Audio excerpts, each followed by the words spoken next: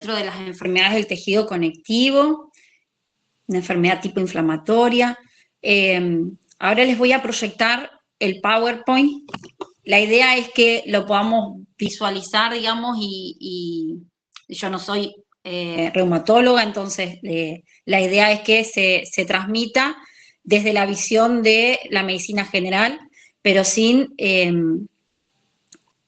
quitar, digamos, lo esencial que es todo lo que se necesita saber y conocer como de la enfermedad principalmente, para poder hacer un diagnóstico, para poder también hacer una derivación oportuna, que es sumamente importante al momento de sospechar esa enfermedad, y a su vez también hacer el acompañamiento, porque generalmente es probable que si uno es médico general, seamos el médico de cabecera de ese paciente, y aunque uno haga la derivación para el diagnóstico de la enfermedad y el seguimiento, uno también va a estar en contacto con el paciente. Entonces, poder tener una noción de lo que es la enfermedad y también, por sobre todas las cosas, tener los criterios para poder sospecharla, ¿sí? Hacer un diagnóstico oportuno y poder, bueno, en interacción con el especialista, poder hacer un acompañamiento. Yo lo que les voy a pedir es que, bueno, ahora vamos a ver el PowerPoint, pero que puedan prender las cámaras, ¿sí? Después, por favor. Si me permiten, voy a compartir pantalla.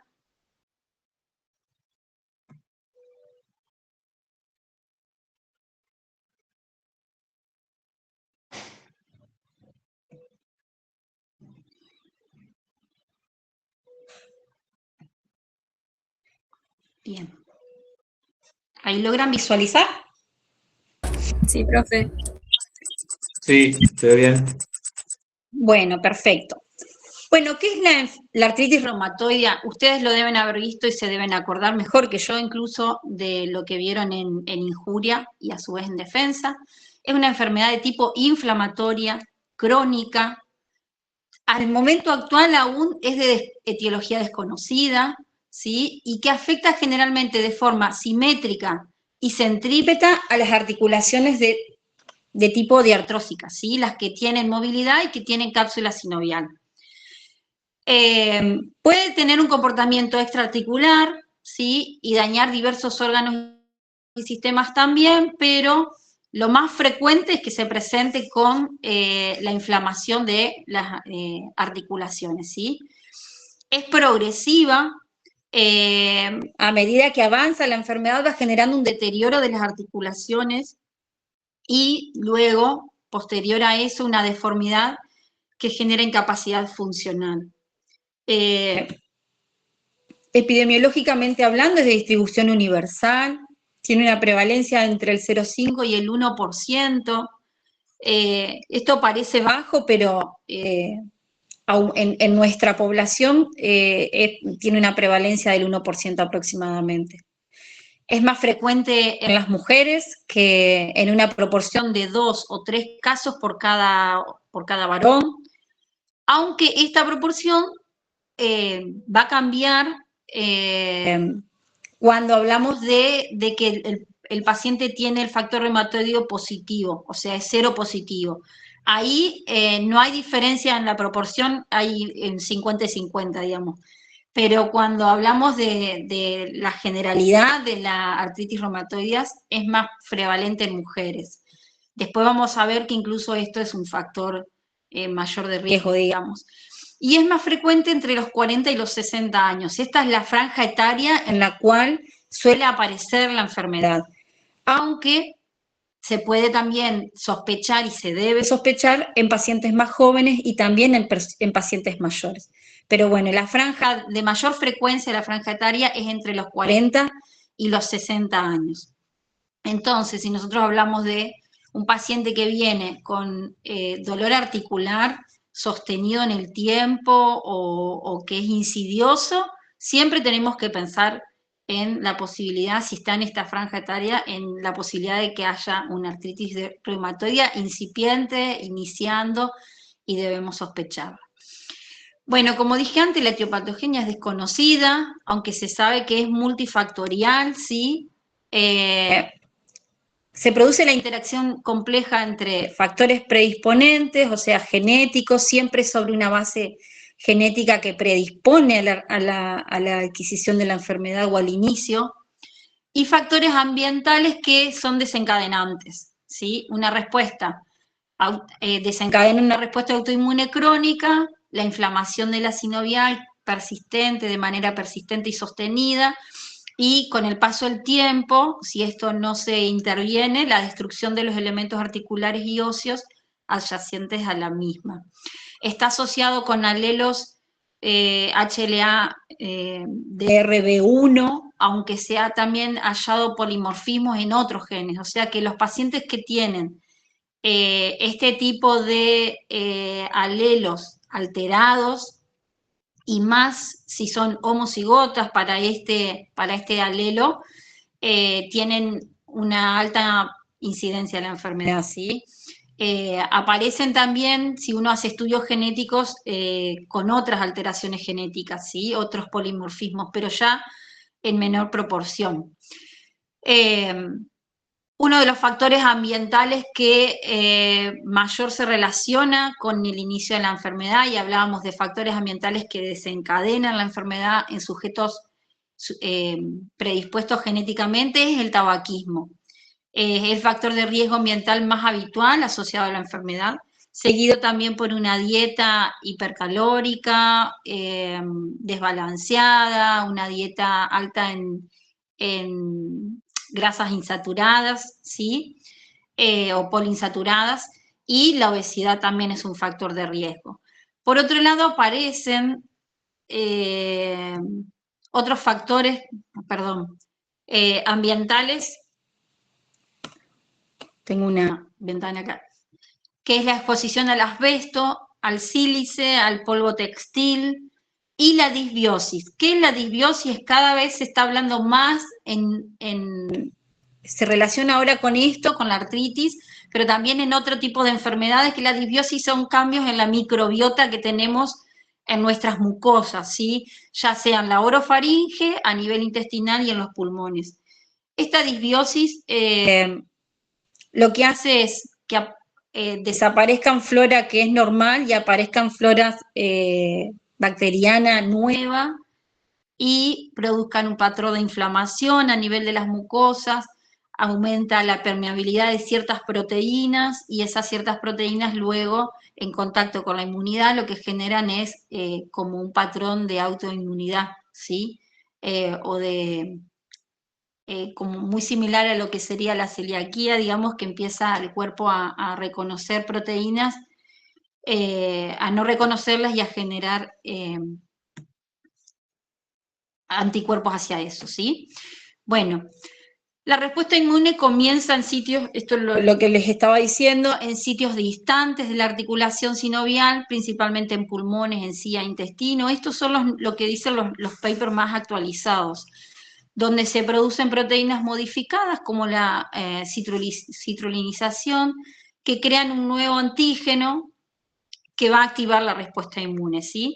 La formación de anticuerpos, antiproteína citrulinada, que es el ACPA o el anti-PCC, que en sujetos que están predispuestos genéticamente hacen que empiece a aumentar, generarse un patrón proinflamatorio, ¿sí? Y luego la aparición de autoanticuerpos, que es preclínico. Fíjense lo que dice acá, que es importante determinar que esta respuesta inmune que empieza a producirse la inflamación aparece hasta 10 años antes, es detectable hasta 10 años antes. No siempre que haya anticuerpos, antiproteína citrulinada cíclica, va a haber enfermedad, ¿sí? Pero es un factor que me anticipa a la posibilidad de que aparezca la enfermedad, ¿sí? Posteriormente, estos anticuerpos que se generan en el cuerpo van a tomar contacto con la sinovial y van a empezar a producir la inflamación sinovial mediada por anticuerpos. Bien, la inflamación persistente estimula las células sinoviales para la liberación principalmente de colágenas y proteasas, También activa a los condrocitos, que liberan enzimas proteolíticas, a los osteoclastos para la resorción ósea. Se genera una cascada importante de la respuesta inflamatoria a nivel articular, con aumento del factor de necrosis tumoral, de interleuquina 6 y demás, todas las interleuquinas que se le ocurran. Y esto provoca las características de la inflamación en principio y luego las erosiones subarticulares, ¿sí? La membrana sinovial ante esta inflamación se vuelve hiperplásica, hipertrófica, con vasos de neoformación, ahí aparece el infiltrado de células mononucleares, perivasculares, a modo de folículos linfoides, con focos de necrosis y depósitos de fibrina. Todo esto dentro de la articulación y dentro de la zona sinovial, ¿sí? Esta inflamación avanza formando un panus o un panículo o un paño, digamos, que se proyecta sobre la articulación, sobre la cara articular y se proyecta hacia adentro de la articulación. Se adhiere, invade y destruye el cartílago, los ligamentos y los huesos, provocando, por un lado, en algunas situaciones anquilosis, que es cuando la articulación deja de tener movilidad, y por otro lado, la deformación de la articulación con la posterior subluxación de las articulaciones. O sea, el daño que se produce ya a esta altura cuando aparece el panus es bastante grande e importante. Eso es lo que uno debiera tratar de disminuir, o sea, de impedir que prevalezca. ¿Cuál va a ser la clínica? Bueno, en su fase inicial va a haber síntomas generales como astenia, dinamia, quebrantamiento del estado general, disminución de peso, ¿qué más? Fiebre puede aparecer, ¿sí? Todo lo que sean síntomas generales característicos de cualquier enfermedad tipo inflamatoria, ¿sí? A partir de ahí se acompaña de inflamación de varias articulaciones en simultáneo. Esta inflamación suele ser aditiva y progresiva, ¿sí? ¿Qué quiere decir esto? Que arranca con 3, 4 o 5 articulaciones y se van, a medida que pasan los días, en vez de disminuir, se van sumando más articulaciones afectadas. Inicialmente suele ser en la mano, ¿sí? En las metacarpofalángicas y las interfalángicas proximales. Esas son siempre, en la gran mayoría, las primeras articulaciones que se afectan. Pero puede pasar que aparezca en muñeca, en pie, en rodilla o en algunas otras articulaciones más grandes. Una de las características típicas de la artritis reumatoide es la afectación bilateral y simétrica. O a veces puede ocurrir que haya una asimetría o que aparezca como oligoarticular en los inicios, pero a medida que avanza se caracteriza por ser bilateral y simétrica. Y no es el patrón más común, digamos, lo más común es que sea bilateral y simétrica. Entonces, esto también nos tiene que hacer sospechar cuando un paciente viene y consulta porque tiene afectadas las articulaciones de ambas manos, por decir un ejemplo, o apareció además un pie, apareció una rodilla, pero bueno, es una enfermedad que aparece inicialmente de manera como insidiosa y no tan clara, ¿sí? Una de las cuestiones importantes a tener en cuenta también es que tiene un patrón centrípeto, siempre aparece en las articulaciones más periféricas y va avanzando de manera centrípeta y no de manera centrífuga hacia afuera, ¿se entiende? Como más hacia lo proximal.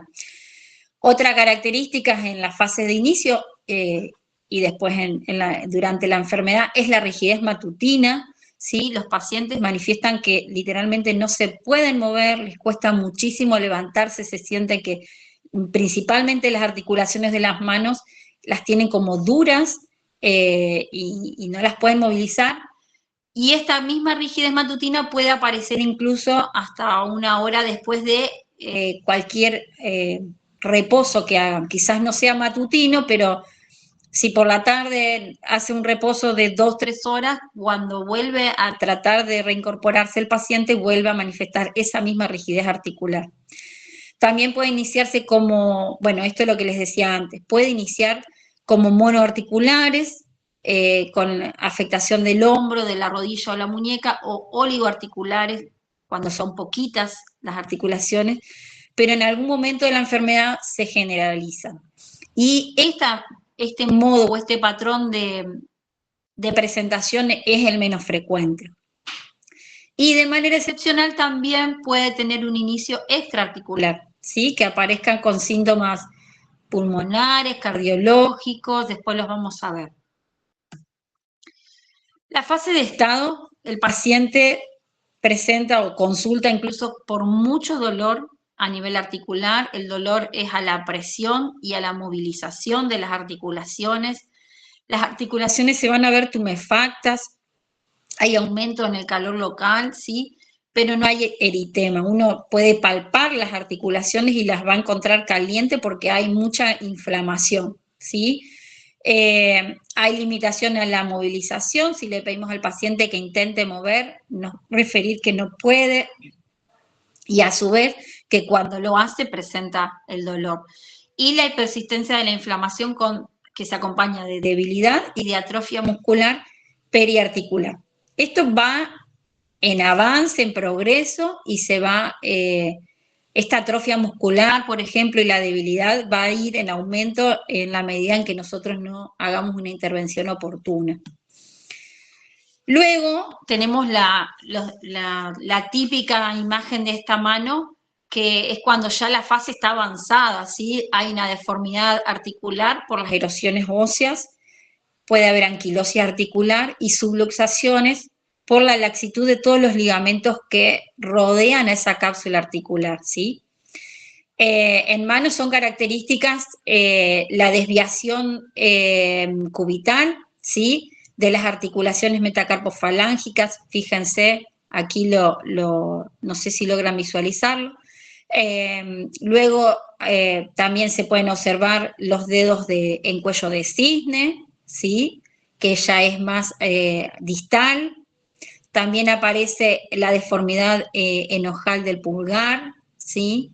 Y el pulgar en Z. También el signo de la tecla del piano en la articulación cubital, que la vemos aquí. Fíjense acá cómo la articulación cubital es más prominente y genera este signo de la tecla del piano. Y aquí vemos en el dedo índice el signo de la Z, ¿sí? Del pulgar en Z, perdón. Si ustedes lo ven en la zona radiológica, es más visible.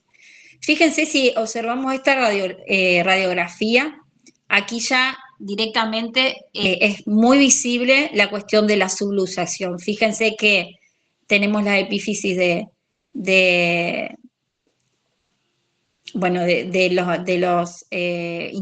los falanges y la subluxación acá se la visualiza súper bien. También vemos, por ejemplo, en esta articulación que la luz articular ya está súper disminuida, lo podemos ver acá también, que ya casi no hay luz articular, y ahí es donde empezamos a ver lo que hablamos antes, cuando la articulación comienza a quedar rígida, ¿sí? Bien, también se puede ver las erosiones, acá como la resorción ósea. No me di cuenta, les voy a pedir disculpas de ponerle la de las erosiones en sacabocado que hay debajo de las articulaciones, pero estoy segura que cuando vean el libro o incluso cuando vayan a internet a buscar, aparecen muy claras. Siempre hay las geodas bien marcaditas ahí como en sacabocados debajo de la articulación. Bueno, otra forma de presentarse en el pie se produce, dice, una disminución de la convexidad del arco del pie, hay deformidad de los metatarsianos y desviación hacia el peroné, con la presentación final de un pie plano y valgo. También las rodillas se pueden llegar a ver afectadas y ahí el paciente lo vamos a encontrar en flexión. La afectación de las caderas también es muy dolorosa e invalidante y también el paciente se va a presentar como doblado hacia adelante, ¿sí? Como en flexión. Y puede haber afectación de articulaciones temporomandibulares y de la columna cervical. Lo más común cuando aparece espondiloartritis es de la columna cervical, no es tan común que sea en el resto de la columna. Bueno, si hablamos de manifestaciones extraarticulares, lo principal, digamos, lo más característico que por ahí puede que les haya pasado ver en algunos pacientes, los van a ver de acá en adelante, son los nódulos reumáticos que aparecen en el 20 al 30% de los pacientes. Estos están asociados generalmente a una enfermedad grave y a una seropositividad, digamos, del factor reumatoideo. Suelen ser subcutáneos, aunque a veces pueden estar en localizaciones más profundas como el peritoneo o la pleura, pero lo más característico es que sean subcutáneos, ¿sí? Se localizan en las zonas de roce o de la presión ocasionalmente, pueden aparecer también esto en vísceras y serosas. Son indoloros y de consistencia firmes, móviles, y a veces pueden estar adheridos a planos profundos cuando hablamos de los que son en zonas de roce, que se puedan adherir, por ejemplo, a algún ligamento que esté por debajo, ¿sí? Subyacente. La localización en zona de roces es típica en el codo, en la articulación en el olecranon, pero también en el dorso de la mano, en el dorso del pie. Si el paciente está postrado puede aparecer en las zonas sacras y en algunas zonas digamos, que roza y que generalmente genera apoyo el paciente, de todo lo que es la columna vertebral, pero principalmente es muy común en el paciente que es ambulatorio, es verlo en zona de antebrazo y en el dorso de las manos y de los pies. Bueno, raramente se ulceran, no es común que se ulceren, pero puede aparecer y en el caso de que se ulceran, drenan material necrótico hacia afuera y también se pueden sobreinfectar, ¿sí? Otra manifestación extraarticular son las pulmonares, que generalmente se asocian a los varones, a la artritis reumatoide en varones. Allí puede aparecer una pleuritis, pueden aparecer nódulos pulmonares, ¿sí? Que se visualizan a nivel radiológico, bronquiolitis obliterante, esto es una urgencia porque el paciente tiene un patrón restrictivo, donde le cuesta mucho respirar, puede haber atrapamiento aéreo, se va a presentar con una dificultad respiratoria importante. Otra forma de presentación es la neumonía intersticial, ¿sí? Que va a tener la típica presentación de tos, pero de una tos más seca. Cuando hacemos, puede haber rales, crepitantes también, y cuando le hacemos radiografía, vamos a encontrar un patrón en esmerilado, ¿sí? No va a haber una condensación como en una neumonía típica bacteriana. También puede haber derrames pleurales, y estos también pueden ser de aparición súbita y van a ser también una urgencia. Las manifestaciones cardíacas son similares, dijimos que la afectación puede ser que se aparezca una pericarditis, a veces es asintomática, a veces no. En el 30% de los pacientes es asintomática y solamente se detecta como un hallazgo a través de una ecografía, o sea, un ecocardio. Así que fíjense cómo también es importante pensarla y pedirle al paciente cuando ya sabemos que tiene la artritis reumatoidea que de tanto en tanto pueda hacerse un chequeo también cardiológico. Muchas veces estos nódulos reumatoideos aparecen en las válvulas, entonces generan valvulopatías, por ende insuficiencia, ¿sí? Cardíaca, pueden aparecer arritmias por causa de la intercurrencia en el paso de las fibras de conducción. Puede haber vasculitis, ¿sí? Que genera síntomas según la arteria que esté afectada. Luego también puede aparecer manifestaciones oculares, como una queratoconjuntivitis, una escleritis, que se va a presentar con dolor de ojos, ¿sí? Glaucoma o pérdida de la visión. Las manifestaciones neurológicas se asocian más bien con las mielopatías por la espondilitis cervical, o sea, a nivel encefálico es muy raro que aparezca alguna afectación por parte de la artritis, de la enfermedad. Pero sí puede aparecer las mielopatías por espondilitis cervical, como parestesias, adormecimiento de los músculos, debilidad muscular, atrofia. De hecho, se puede asociar también incluso a trastornos de tipos motores, ¿sí? Como el síndrome del túnel carpiano, por afectación de las vainas del túnel o incluso por la afectación cervical que también disminuye, genera como una neuritis o una neuropatía periférica por compresión de los nervios, ¿sí? Básicamente en cuanto a lo neurológico es más eso lo que aparece. Luego las manifestaciones hematológicas, ¿sí? Como la anemia. Esta anemia va a ser por la típica anemia que aparece, es normocítica y normocrómica, que aparece asociado a todas las que son enfermedades crónicas. No responde a tratamiento, aunque sí requiere que se pueda pensar en transfusiones cuando son obviamente una anemia marcada menor a 9 de hemoglobina, menor a 8 sería, perdón, y cuando la hemoglobina se encuentra tan disminuida puede estar asociado también a el exceso en el consumo de AINES, ¿sí? O sea, la anemia está presente, pero no tan con una hemoglobinemia tan baja, ¿sí? Cuando es menor a 9, uno tiene que pensar o sospechar que el paciente, además de la enfermedad reumática en sí, está teniendo algún sangrado por una gastritis erosiva o alguna afectación por la ingesta de AINES.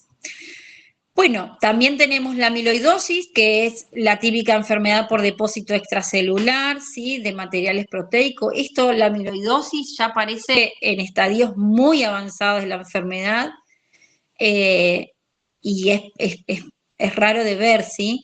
Y después las nefropatías, que también son muy raras y que se pueden asociar en muy baja porcentaje a la amiloidosis,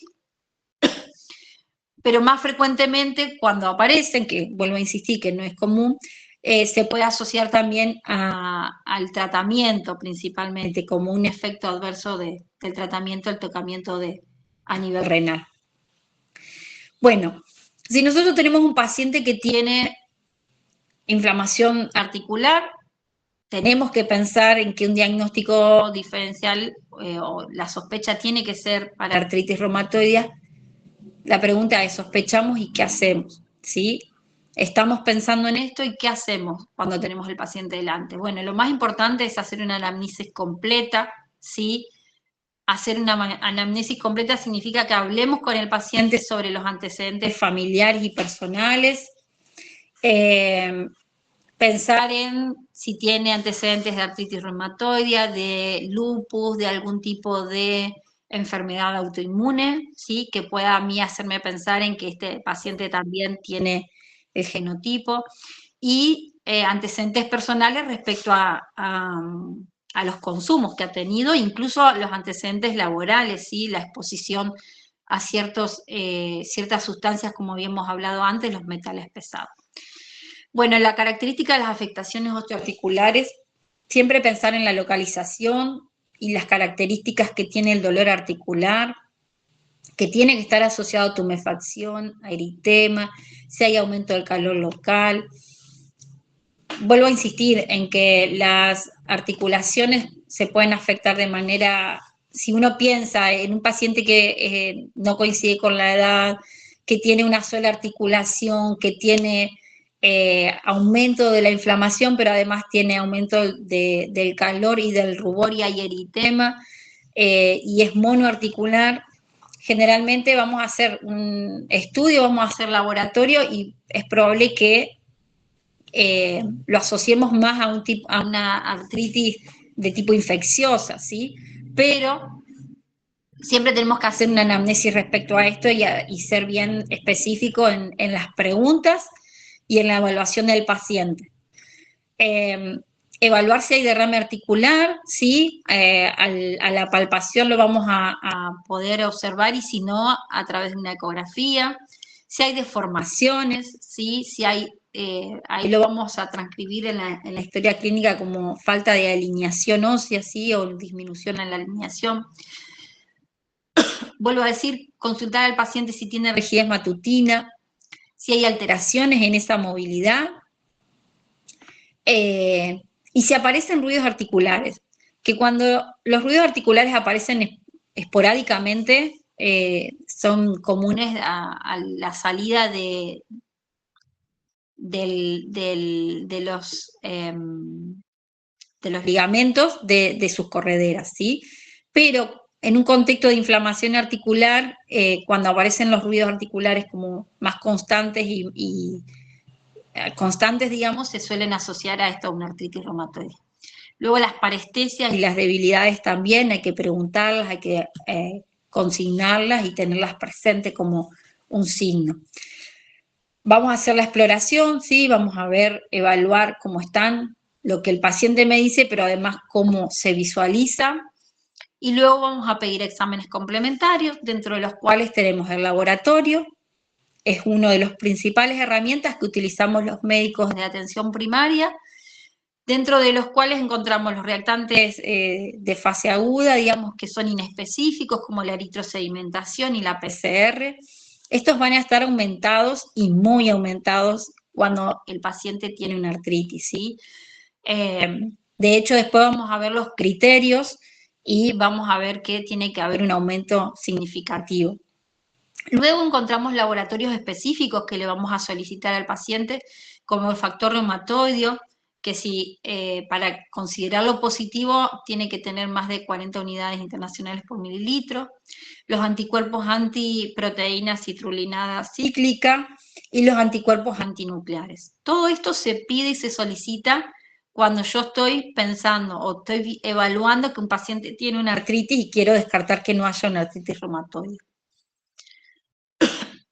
Otro examen complementario que vamos a pedir es la radiografía, ¿sí? De las articulaciones afectadas y las contralaterales, para hacer la comparación. Siempre vamos a pedir frente y perfil, ¿sí? Y vuelvo a insistir en esto, si el paciente me dice no, que solamente se le afectó la articulación de la mano derecha, yo le voy a pedir igual radiografía de mano derecha y de mano izquierda, ¿sí? Si me dice me duele la rodilla derecha, yo le voy a pedir rodilla derecha y rodilla izquierda, frente y perfil. ¿Por qué? Porque a su vez la que no está afectada me va a servir a mí para comparar la simetría y evaluar en ese paciente el deterioro de la articulación que sí me manifiesta en artritis.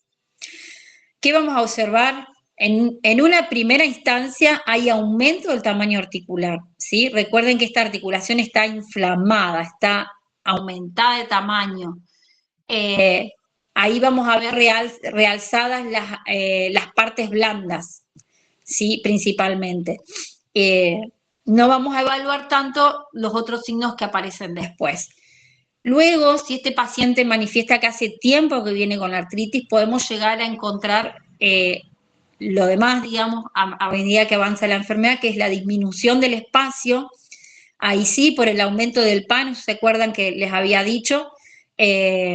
Y la aparición a medida que avanza la enfermedad de la anquilosis, entonces el espacio articular va a estar disminuido o hasta pinzado o hasta casi desaparecido en algunas situaciones cuando la inflamación es tan importante que ya se pierde el líquido sinovial y queda básicamente la articulación como anquilosada. ¿Qué vamos a ver más también? La línea cortical subcortical disminuida, erosiones y geodas, ¿sí? Las erosiones van a ser subarticular y las geodas se ven siempre como ensacabocado. O sea, ¿qué quiere decir? Que uno ve la articulación, vuelvo a pedirle disculpas que no me di cuenta de ponerla, y el patrón ensacabocado como si está radiopaco esa zona, ¿sí? Más tardíamente ya va a haber... Perdón, ¿sí? ¿El patrón en saca bocado son las geodas? Sí. Ah, bueno. Más tardíamente vamos a encontrar la subluxación y la pérdida de la alineación ósea. ¿Sí? Ahí es cuando ya la articulación está completamente deformada y a su vez, recordemos que la inflamación de la sinovial afecta también a los ligamentos y a la cápsula articular. Entonces esa cápsula se vuelve súper débil, flexible, ya no puede contener la articulación y a eso se suma que se perdió el patrón de base de esa articulación, entonces directamente aparecen ahí las subluxaciones y la pérdida de la alineación ósea. Bueno, esto es como uno lo ve, ya cuando lo ve venir al paciente, ya sabe lo que va a ver radiológicamente, ¿sí? Pero los primeros signos del aumento del tamaño, el realce de las partes blandas y de a poquito la disminución del espacio articular y la geoda, esto puede aparecer cuando no hay incluso todavía una, que no lo puedo observar clínicamente tan fácilmente. Y por eso es un patrón que a mí me va a marcar cuán avanzada está la enfermedad o no. La subluxación y la pérdida de la alineación ya es tardío, y es bien, bien tardío. Bien, una cosa que podemos, un estudio complementario que podemos pedir, que es no invasivo y que es económico, que es accesible y que me permite evaluar tempranamente la articulación y la ecografía, ¿sí? La ecografía de una articulación me va a permitir detectar si hay derrames dentro de la articulación y las erosiones articulares incluso antes de que las podamos ver radiológicamente. Por eso es tan importante que podamos pedir las dos cosas, la radiografía y la ecografía. Cuando hay aumento del tamaño de la articulación, hay una inflamación importante, vamos a pedir una artrocentesis, ¿sí? La artrocentesis es la extracción del líquido sinovial, eso incluso va a ser también terapéutico para el paciente porque al disminuir el líquido dentro de la articulación, descomprime, disminuye la tensión y va a disminuir el dolor. Pero lo hace el especialista, obviamente. La artrocentesis se hace cuando hay derrame, cuando yo ecográficamente compruebo que hay derrame, y de ese líquido que se extrae vamos a analizar cómo es macroscópicamente, recuerden que el líquido sinovial debe ser transparente, pero puede estar turbio, puede estar, incluso puede ser piógeno en el caso de una infección, ¿sí? Vamos a analizar la microbiología, ¿sí? Si hay algún tipo de agente infeccioso, ¿sí? Alguna bacteria, algún virus. Vamos a hacer una cristalografía para descartar que no haya diagnóstico diferencial con la gota o con algún tipo de enfermedades cristaloideas. Y vamos a evaluar la celularidad, o sea, qué tipo de células inflamatorias hay dentro de ese líquido, dentro de los cuales vamos a encontrar tres patrones. De celularidad tipo 1, cuando el líquido es normal, ¿sí? En la celularidad tipo 1 hay menos de 2000 microlitros, no es mililitros acá, perdonen que no lo pude cambiar eso, microlitros, menos de 2000 leucocitos por microlitros y menos de esos leucocitos, el 25% o menos son polimorfonucleares, ¿sí?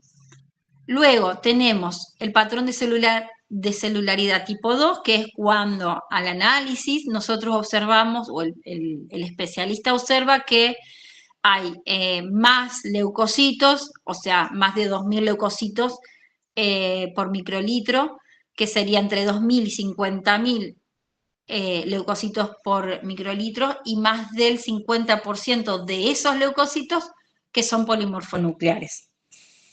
El último patrón, que es el tipo 3, es cuando hay más de 50.000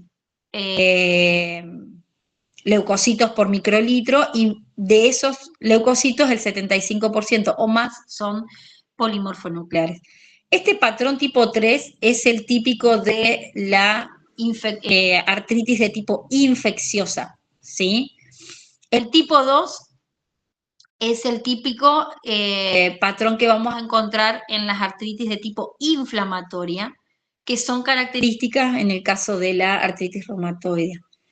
Y el tipo 1, como les dije antes, es la celularidad normal del líquido sinovial. Entonces, no es tan clara y tan visible la presentación de estas artrocentesis. A veces puede pasar que el paciente venga con celularidad tipo 1, pero tenga un factor reumatoideo altísimo, elevado, pueda tener un montón de articulaciones afectadas, entonces, a pesar de que todavía a nivel sinovial no lo podemos determinar, sí estamos hablando de una artritis reumatoidea. O sea que no es, el diagnóstico de la artritis reumatoidea no va a depender de esta artrocentesis, pero sí la artrocentesis es terapéutica y a su vez me va a permitir a mí pensar o orientarme en el patrón diagnóstico, ¿sí? Por último, se puede solicitar una tomografía o una resonancia nuclear magnética. Sabemos que si tenemos opción de las dos, siempre la resonancia nuclear magnética es más útil para el análisis de todo lo que es partes blandas. Bueno, algunos criterios a tener presentes para el diagnóstico según el Colegio Americano de Reumatología. Después vamos a ver los criterios que yo quiero que ustedes se aprendan o se memoricen. Dentro de los criterios que plantea el Colegio Americano de Reumatología es evaluar la rigidez matutina, que tiene que ser mayor a 1 hora de duración, ¿sí? Y antes de la máxima mejoría durante al menos 6 semanas. La rigidez matutina tiene que estar presente en el paciente por 6 semanas o más para que se considere que estamos ante una artritis reumatoide. La tumefacción articular o el derrame articular durante al menos 6 semanas consecutivas, comprobado por un médico, ¿sí? En 3 o más de las siguientes articulaciones, y ahí nombra las interfalángicas, las metacarpofalángicas, las de la muñeca, rodilla, codo, tobillo, y las metatarsofalancicas. Luego plantea la tumefacción articular o el derrame articular en otras articulaciones, la tumefacción articular, los nódulos subcutáneos que me tienen que hacer sospechar la enfermedad, la presencia de factor reumatoideo positivo y la evidencia radiológica en manos o en los carpos de erosiones articulares, osteopenia en las articulaciones más afectadas. Luego de mucho tiempo de mantenerse este criterio anterior, aparece un consenso donde en el 2010 la el Colegio Americano de Reumatología y la Liga Europea de Reumatología plantean estos criterios diagnósticos que son los que me resulta importante que ustedes se puedan memorizar. Siempre vamos a pensar en esto cuando tenemos un paciente con una o más articulaciones con sinovitis clínica, ¿sí? Si nosotros no evaluamos una sinovitis clínica, o sea que vemos una articulación inflamada, no debemos por qué pensar en artritis, ¿sí? Y a su vez esta sinovitis clínica no tiene que estar explicada por otro tipo de patología, por ejemplo, una infección bacteriana. Lo que vamos a hacer es evaluar 4 esferas, que es la afectación de las articulaciones, la serología, los reactantes de fase aguda y la duración de los síntomas. Si el paciente entre estas 4 áreas, ¿sí? O dimensiones saca más de 6 puntos, a cada una de estas dimensiones se le da un puntaje. Si saca más de 6 puntos, vamos a considerar que es positivo para artritis reumatoide y vamos a poder hacer el diagnóstico. Entonces, dentro de los parámetros que vamos a consignar es la afectación articular, como habíamos dicho. Si hay una articulación grande, vamos a desestimar la posibilidad que sea si es una sola, ¿no? Si hablamos de 2 a 10 articulaciones grandes, bueno, se considera, pero no como único punto. Se va a tener que evaluar el resto de las dimensiones. Ahora, si el paciente trae de 1 a 3 articulaciones pequeñas, fíjense cómo ya se le da más de 2 puntos. Si tiene de 4 a 10 articulaciones pequeñas, le da 3 puntos. Y si tiene más de 10 articulaciones, dentro de las cuales hay algunas pequeñas, el consenso le da 5 puntos. Fíjense cómo volvemos a hablar esto de la importancia que le dan a la afectación de las articulaciones pequeñas, porque realmente es característico y patognomónico de la enfermedad. La serología, ¿sí? Factor reumatoide positivo, factor reumatoide y anticuerpos anticitrulinados, antiproteína citrulinada, negativos, va a dar 0 puntos. Si es positivo bajo, va a dar 2 puntos, y si es positivo alto, va a dar 3 puntos. Y cuando hablamos de positivo alto, acá hablamos de que tenga hasta 3 veces el valor normal. Si nosotros decíamos que el factor reumatoide da positivo con 40, hablamos de que 3 veces más su valor tiene que ser arriba de 120 unidades internacionales por mililitro, ¿sí? Para que se considere positivo alto. Si está entre 40 y 120 es un positivo bajo o débil, por decirlo así. Los reactantes de fase aguda tienen que estar alterados y también en un patrón bastante importante, no apenas tocado, sino que una eritrosedimentación bien aumentada para considerarse positivo, o sea que le damos un puntaje. Y luego también la duración de los síntomas, que tiene que ser siempre mayor a 6 semanas. Si el paciente no tiene más de 6 semanas de duración de síntomas de la artritis o tumefacción o inflamación, entonces le vamos a descontar puntos. Puede pasar que el paciente no lleve estos tiempos, pero nosotros le hagamos todo lo que es, contemos, ¿sí?, la cantidad de articulaciones afectadas, le solicitemos el factor reumatoide, más que nada si yo estoy pensando en que tiene antecedentes, que tiene que es altamente sospechoso, y hacemos reactante de fase aguda y da todo positivo, entonces, bueno, puede coincidir que lo detectemos antes de las 6 semanas, pero los síntomas, para considerarlo como un criterio de diagnóstico, debiera ser más de 6 semanas. No sé si me logro explicar, chicos, con eso.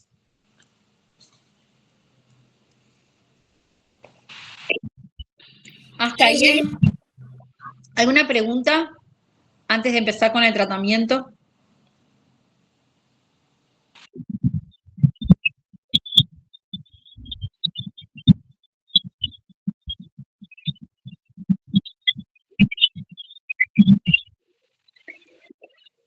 Pueden aparecer como inicio de la enfermedad, pero es una presentación sumamente rara, ¿sí? Pueden aparecer, pero es sumamente rara. Lo más frecuente es que aparezcan en estados avanzados, e incluso puede que el paciente tenga una artritis reumatoide y nunca se manifieste la sintomatología extraarticular, ¿sí? Puede coincidir eso, como puede que aparezcan los síntomas. Por eso cuando nosotros le hacemos el seguimiento de los pacientes, después vamos a hacerle interconsulta con cardiología, interconsulta con oftalmología,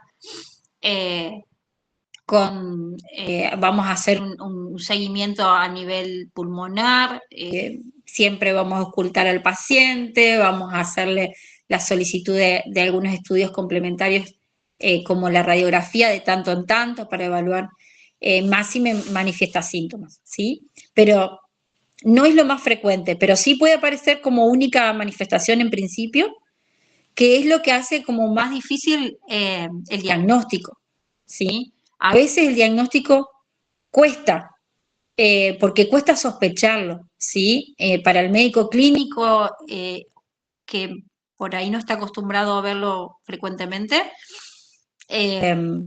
bueno, puede tener así un inicio insidioso en que uno le hace laboratorios, estudios, no encuentra qué tiene el paciente y en algún momento se le prende la luz, porque nos pasa esto a veces, y debiéramos nosotros tener esa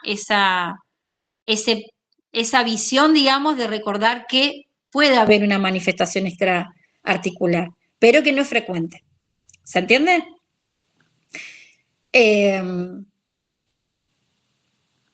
La anamnesis, vuelvo a insistir, tiene que estar enfocada en preguntarle al paciente antecedentes familiares, ¿sí? Que eso también me tiene que a mí hacer pensar en esta enfermedad. Si el paciente no te lo nombra, preguntarle uno si puede tener antecedentes de artritis reumatoide en la familia. Si te dicen que no, preguntarle si alguien en la familia tenía inflamadas las articulaciones o que como que se les deformaban, porque a veces hay pacientes que no logran expresarlo o que no saben el diagnóstico que tiene su familiar, su mamá, su papá. Lo ven deforme, pero no saben por qué, o sea, saben que es como es algo degenerativo que tiene, pero no saben el título de la enfermedad. Entonces, una buena anamnesis por ahí a mí me va a hacer la orientación. Y bueno, también si yo encuentro reactantes de fase aguda aumentados y no estoy encontrando otra respuesta, pedir un factor reumatoide. ¿Sí? Bien. Diagnosticamos al paciente. Sí, Lucas. Yo tengo una pregunta también, usted dijo el factor reumatoide recién. ¿Puede ser que el anticuerpo antipéptido citulinado sea más específico para la enfermedad que ese? Sí, me olvidé decirlo, pero sí es más específico. No suele tener tanta, más o menos, en realidad da positivo en pocos pacientes, lo mismo con el factor reumatoide, pero cuando da positivo es altamente sensible o específico de la enfermedad. Sí, bien ahí, Lucas. Gracias, profe. Bien, el tratamiento. Estas son las recomendaciones de la Sociedad Argentina de Reumatología. Bueno, también estuve sacándolos del libro y de algunos papers que fui leyendo. ¿Qué es lo importante acá? El objetivo del tratamiento va a ser aliviar el dolor, disminuir la inflamación, prevenir la destrucción articular para mantener la capacidad funcional y controlar las complicaciones sistémicas que pueden ir apareciendo, ¿sí? Requiere de controles cercanos y estrictos, por ende, estos controles generalmente los hace el especialista. Nosotros lo que vamos a hacer es el acompañamiento. Por ahí recordemos que las enfermedades tipo crónicas, como estas, que además el paciente tiene que entender que no hay una cura para esta enfermedad, que todo lo que se haga va a ser con el objetivo de aliviar el dolor y de disminuir la inflamación, pero que no tenemos una cura para la artritis. Esto es importante que aunque los controles los haga el reumatólogo y aunque el paciente esté en contacto frecuente con su especialista, que nosotros podamos acompañar preguntándole si está yendo, porque suele haber también deserción en el tratamiento. Asociado a esto de que es agotador para el paciente, a veces no encuentra mejoría, entonces, bueno, nosotros debemos por ahí acompañar y sostener a ese paciente para que pueda continuar las consultas y el tratamiento. El tratamiento no farmacológico que se recomienda es el reposo articular moderado. ¿Por qué hablo de moderado? Porque no tiene que ser ni excesivo, que después me lleva a una rigidez, ni tampoco sobreexigir a la articulación. Por decir un ejemplo, un paciente que tiene este tipo de diagnóstico, le vamos a pedir que no haga actividades físicas que demanden un esfuerzo importante a la articulación. No sé, que haga, por ejemplo, gimnasio, que levante pesas, hay un montón de actividades que las va a tener que disminuir. Pero eso no quiere decir que el paciente se tenga que quedar absolutamente quieto. Y la otra cuestión es que sea un reposo por tiempos cortos, digamos, ¿sí? Pero tiene que haber un reposo que ayude a esa articulación a desinflamarse, principalmente cuando hablamos de articulaciones como que son las más utilizadas, ¿sí? Una dieta mediterránea, o sea, es una recomendación más débil, pero es el cambio en la dieta. Si el paciente tiene una dieta hipercalórica o que estamos hablando de dietas altas en grasas saturadas, recomendarle que cambie su dieta, ¿sí? El uso de férulas de reposo y calor local también, vuelvo a insistir en esto de que la férula sea limitado, porque tiene que haber también por parte del paciente algo de movilidad de la articulación. Cuando hay dolor, el paciente no va a querer moverse, pero nosotros tenemos que indicarlo que algo de movimiento tiene que hacer, aunque haga reposo. Y siempre tiene que haber fisioterapia, y terapia ocupacional. La fisioterapia para esto, para generar movilidad en la articulación, pero sin generar peso y carga excesiva. Y la terapia ocupacional para poder adaptar al paciente a las nuevas condiciones que van apareciendo según la degeneración o el avance de su enfermedad. Luego tenemos los tratamientos farmacológicos. Dentro de los tratamientos farmacológicos vamos a pensar en los antiinflamatorios, los AINES, ¿sí? El ibuprofeno, diclofenac, naproxeno, piroxicam, indomitacina, y los COXIB, el entericoxib, que es el que actualmente se está eligiendo, porque es selectivo de la COX-2, inhibe la COX-2 y es más selectivo y no genera tanto efectos adversos, principalmente a nivel gástrico. La realidad es que los COXIB necesitan un tratamiento largo para empezar a generar la inhibición de la cascada y un efecto sostenido que el paciente lo pueda reconocer. Entonces muchas veces vamos a asociarlos, digamos, por ahí podemos incorporar el AINES mientras va tomando el COXIB y luego indicarle que deje el AINES. Los FAMES son los fármacos modificadores de la enfermedad, ¿sí? Que no tienen relación, tenemos muchos, estos son los más frecuentes, el metotrexate, la leflunomida, la hidroxicloroquina, y la sulfasalacina, son los más frecuentes. Hay otros más, pero generalmente se recomienda el uso de estos y solamente se acude a los otros cuando fracasan estos tratamientos, principalmente porque los demás se asocian a efectos adversos muy, muy severos. Vamos a ir viéndolos de a uno. El metotrexate es un antagonista del ácido fólico, de una toxicidad aceptable, lo cual no significa que sea atóxico, ¿no? Tiene un bajo costo y es el que más tiempo dura. Hasta ahora es el que más se utiliza. Se usa una dosis de 7,5 a 15 miligramos por semana, aunque se puede aumentar hasta 25 o 30 miligramos en caso de que a los 2 meses no se logre un efecto deseado. O sea que el paciente va a empezar tomando un comprimido de 7,5 o 15 miligramos durante 4 a 6 semanas, 8 semanas, y cuando vemos que no hay mejorías, entonces podemos aumentar la dosis, ¿sí? Se debe administrar luego de la toma del metotrexate, sí o sí, ácido fólico. Al día después, el paciente toma el metotrexate y al día siguiente le indicamos que tome ácido fólico 5 miligramos o ácido folínico 7,5 a 15 miligramos inmediatamente el día posterior a fin de disminuir la toxicidad gastrointestinal. Es teratogénico, por lo cual se debe pedir al paciente que tome anticonceptivos, ¿sí? Para inhibir, para quitar la posibilidad de embarazo. Y si el paciente está buscando un embarazo, tiene que suspender la medicación, ya sea varón o mujer, digamos. Los varones también deben suspenderla un tiempo antes de iniciar la búsqueda de un embarazo. La leflunomida también es teratogénica, ¿sí? Entonces también es la misma consideración. Tienen que suspenderla un tiempo antes, 2 o 3 meses antes del inicio de querer buscar un embarazo. Si no hay deseo y si cabe esa posibilidad, lo ideal es que el paciente se cuide y que no quede embarazada. Tenemos que asegurar esto, digamos, ¿no? ¿Se entiende?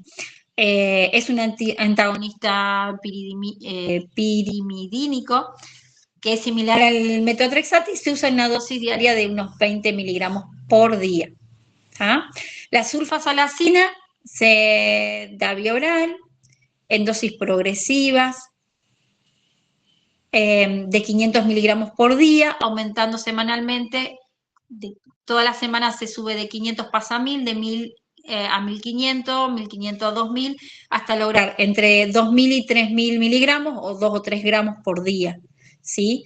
El efecto adverso más común que aparece es la cefalea, el vértigo y gastrointestinales, pero suelen ser tolerados por los pacientes. Una cosa que me olvidé de decir del metotrexate es que se da vía oral, y si el paciente no lo tolera por toxicidad gástrica, que es cuando empiezan con náuseas, con vómitos, con diarreas, se trata de pasar a una vía subcutánea. Bien. Nombramos la leflunomida, la sulfasalacina y la hidroxicloroquina. Se da vía oral en dosis de 400 miligramos por día, y su efecto adverso más común es el gastrointestinal y los cutáneos, la retinopatía y la toxicidad neuromuscular, por lo cual le vamos a pedir al paciente, antes de iniciar, le va a pedir el reumatólogo, antes de iniciar el tratamiento con la hidroxicloroquina, que por favor haga un fondo de ojos, haga un control, una interconsulta con oftalmología, para luego empezar con el tratamiento, y una vez al año que haga también un control. Una cosa que han aparecido en estos últimos años, bueno, ya hace un tiempo largo, son los fármacos biológicos que atacan, son el factor de necrosis tumoral y la interleuquina 6, aunque hay otros que atacan otras dianas proinflamatorias, ¿sí? Son autoanticuerpos. Bueno, dentro de estos fármacos se incluye el infliximab. Son medicación muy cara, ¿sí? Y por ende se considera llegar a los fármacos biológicos, solamente cuando ha fracasado todo lo que es el tratamiento anterior, el de los FAMES, ¿sí? El de los fármacos modeladores de la enfermedad. Cuando realmente eso no se puede sostener más, se inicia con tratamientos biológicos. El infliximab es el más conocido, tiene una dosis de 3 miligramos por kilo, se administra intravenoso, ¿sí? En perfusión continua durante 2 horas, y se repite. Se da una dosis, se repite a las 2 y a las 6 semanas, ¿sí? Como dosis de carga, y a partir de allí, luego de estas 6 semanas se contabilizan 8 semanas, y se da cada 8 semanas, ¿sí? Se hace una dosis de carga, una dosis de sostén, que corresponde a 3 miligramos por kilo, según el paciente.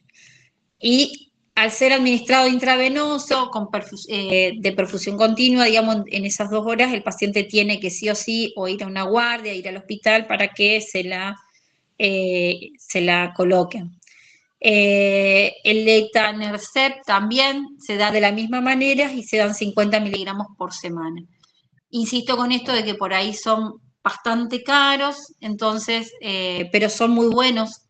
Las obras sociales por ahí se resisten un poco y es difícil, los pacientes lidian mucho con la búsqueda de esta medicación.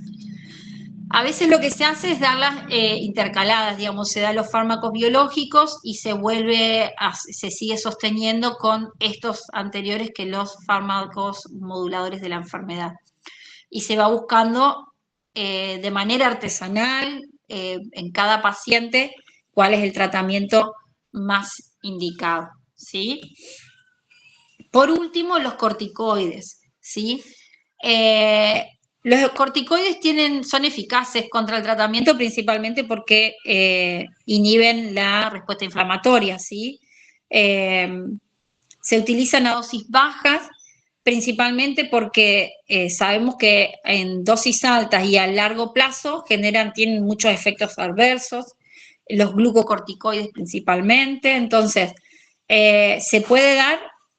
Hay quienes tratan de no darlo y hay quienes lo dan, pero lo dan a dosis bajas, que serían menos de 7,5 miligramos de prednisona o cualquiera de sus equivalentes, la dexametasona, la meprednisona, etc. Y bueno, lo que se busca es el control de la enfermedad con una disminución de los efectos secundarios. Bueno, ¿cuáles son los factores de mal pronóstico? Cuando un paciente que tiene un factor reumatoideo positivo, ya de por sí es predictor de la enfermedad, y entonces este es un factor de mal pronóstico. Ser de sexo femenino, recuerdan que decíamos que 3 mujeres, cada un varón, son frecuentes la enfermedad.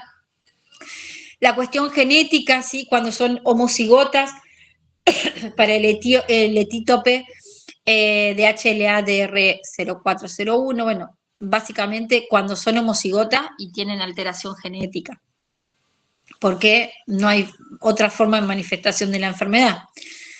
Cuando hay actividad inflamatoria elevada, este es un factor de mal pronóstico. Cuando hay compromiso igual o mayor de 2 grandes articulaciones, cuando hay compromiso de articulaciones de las manos, el tiempo de evolución de la artritis al inicio del tratamiento, cuando es mayor a 3 meses, esto es un factor de mal pronóstico, o sea que el paciente inició tratamiento y en 3 meses no hay evolución, quiere decir que no está respondiendo a tratamientos.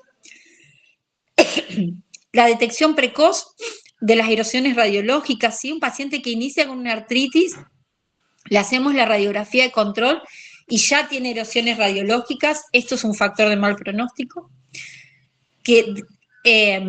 Grados elevados de discapacidad, presencia de manifestaciones extraarticulares, como habíamos hablado antes, bajo nivel socioeconómico. ¿Por qué? Porque generalmente va a tener una consulta tardía, o incluso no siempre va a poder sostener los tratamientos o las interconsultas, entonces también es una cuestión que afecta. Y la presencia de otros anticuerpos, ¿sí? Además del factor reumatoideo, como dijimos, de péptido citrulinado cíclico, es un factor de mal pronóstico. ¿Esto qué quiere decir? Que el paciente, si tiene muchas de estas cuestiones, de estos puntos a favor, digamos, sabemos que esa enfermedad, el mal pronóstico se refiere a que va a avanzar y que va a tener a largo plazo, digamos, una mayor degeneración de sus articulaciones, y por ende un deterioro general, una discapacidad y hasta, deterioro en las actividades de la vida diaria. Bueno, para ir resumiendo, hay mucho más para decir, pero no quería hacerlo demasiado largo. La evaluación objetiva de los pacientes con artritis reumatoidea debe incluir el recuento de articulaciones dolorosas y tumefactas. Esto lo saqué de la Sociedad Argentina de Reumatología, ¿sí? La evaluación del dolor y de la actividad por escalas visuales. Esto lo hacen los médicos reumatólogos constantemente, están consultando y haciendo, solicitándole al paciente a través de la escala visual, ¿sí? Cuál es el grado de dolor, la evaluación de la rigidez matinal, la evaluación de la capacidad funcional por cuestionarios validados y culturalmente adaptados, como el HAQ, que es el más conocido en nuestra zona. Estos son cuestionarios que los hace el médico, ¿sí? A veces son autoadministrados también. La evaluación bioquímica de la actividad, una eritrosedimentación y una PCR que no bajan, o sea, yo tengo que seguir haciendo un seguimiento de ese paciente hasta lograr que esa eritrosedimentación se normalice. Ese es el objetivo, habíamos dicho. La evaluación del daño estructural con radiografías de manos, pies y articulaciones afectadas, por ende yo no puedo no solicitarle de tanto en tanto al paciente el par radiográfico, ¿sí? O al inicio cuando yo estoy sospechando de la enfermedad. La utilización de índices compuestos de actividades de la enfermedad ayuda a un mejor control del paciente. El DAS28 es el índice que más se utiliza acá, pero que lo hace el médico reumatólogo, porque tiene, lo que hace es, en una base de datos entrecruza datos de clínicos objetivables, radiológicos y de laboratorio, y de todo eso saca un puntaje, y si es menor a 3, el paciente tiene una enfermedad controlada, y si es mayor a 3, el paciente tiene, no está logrando los objetivos de tratamiento, por lo cual ahí se plantea la modificación en el tratamiento que habíamos nombrado antes. Por último, la utilización de técnicas de imágenes con mayor sensibilidad y especificidad, como la ecografía, que la ecografía precoz, vuelvo a insistir en esto, nos permite ver las erosiones articulares antes de que aparezcan radiológicamente. La resonancia magnética también, ni hablar, por ahí todavía en nuestra zona sigue siendo difícil de conseguir, pero si se puede, es un estudio que necesitamos y que es importante. Es de gran utilidad para el diagnóstico y el seguimiento también. Y por último, la pronta derivación al reumatólogo, ¿sí? El diagnóstico temprano y la iniciación de un tratamiento específico antes de los 4 meses son fundamentales para poder revertir el curso natural de la enfermedad. Muchas gracias. Bueno, eso es todo. A ver cómo dejo de compartir. Profe, una consulta.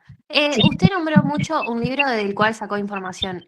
¿Cuál es el libro? Porque yo busqué y Sociedad Argentina de Reumatología y demás habla información para pacientes nomás. Bueno, no, dentro de la Sociedad Argentina de Reumatología tenemos, hay algún que otro paper que aparecen actualizados. Luego yo lo saqué del Farreras, ¿sí? También estudié el Rodas, que es más viejito, pero yo lo tengo a mano en casa y por eso lo usé. Y de la Sociedad de Medicina de Estados Unidos. Esos son los que yo estoy utilizando. No me di cuenta de ponerlos acá, perdonen. No, muchas gracias.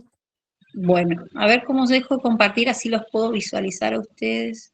No, desde acá lo toca hacer. Yo soy...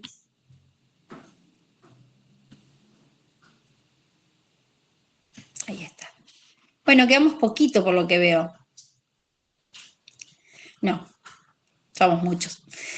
Bueno, ¿qué es lo importante? Vuelvo a insistir en que tengamos presente la sospecha, ¿sí? De poder, cuando hablamos de artritis, ¿sí? Siempre tenemos presente que si se da en niños, bueno, ustedes lo van a estudiar después cuando den pediatría, las artritis más comunes. Cuando hablamos de pacientes jóvenes, pensar en otro tipo de artritis más que nada infecciosa, pero no podemos dejar de pensarla cuando estamos hablando de pacientes entre 20 y 60 años. Sí o sí tenemos que pensar cuando hay inflamación de articulaciones. Insisto en esto, generalmente tiene que haber más de una articulación afectada, suele ser simétrica, ¿sí?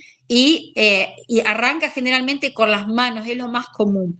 Pero si se me aparece de otra manera, como oligoarticular o monoarticular, tengo que pedir el factor reumatoide. Yo pido un laboratorio y es lo mínimo que estoy pidiendo y ya estoy sospechando la enfermedad. Pido un par radiológico, pido una ecografía, una resonancia. Esta es una de las enfermedades donde está bien pedir un poco más y avanzar en el estudio del paciente para sospechar esta enfermedad, o sea, sospechándola, ¿no? Y poder derivar oportunamente, porque cuanto antes el paciente tenga la consulta con el especialista y el inicio del tratamiento, mayor probabilidad de que la enfermedad pueda ser correctamente limitada. Bueno, chicos, eso es todo. Sigan estudiando, cualquier cosa, si tienen alguna pregunta que les va surgiendo después, me la piden, me la comparten a través del correo electrónico. Gracias, profe. Vale, profe, gracias.